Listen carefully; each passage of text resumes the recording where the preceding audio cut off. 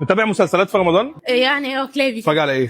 علي كلاي، ست موناليزا. كنت بتابع عين سحريه بس خلص فاضل لي حلقتين ما تحرقوش. السحرية مثلا. العوضي وياسمين عبد العزيز. شفتش اي حلقه في اي مسلسل. ليميتلس عامله مجموعه للهضم عشان تساعد على الهضم وتريح المعده. عارف عارفها؟ جست والشاركول والسيمبيوتيك بروبايوتيك. واحنا في مسلسلات رمضان السنه دي عرفنا ان في شويه ممثلين كده بيحبوا اكلات معينه، وانت رشح لهم حاجه من ليميتلس كده ياخدوها عشان تساعدهم عشان الدنيا بايظه خالص. حلو ماشي. عندك باسم سمره مسلسل عين سحريه دايما بياكل سمين من مصمت اسمه مصمت الشعب، ترشح له ايه كده ياخدوه ليميتلس عشان دايجست اول حاجه. ليميتلس دايجست طبعا. ليميتلس دايجست عشان نخدم برضه. ممكن نديله مثلا قبل اكل كروماكس كات فياكل اقل.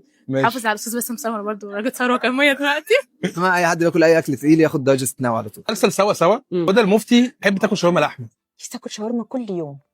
انا بحب الشاورما قوي. الله. تاكل ايه ازاي؟ تنصحيها بايه؟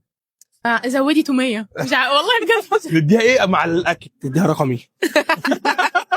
هي طلبت شاورما لحمه ماشي. واحمد مالك بياكل كشري. عايزه شاورما.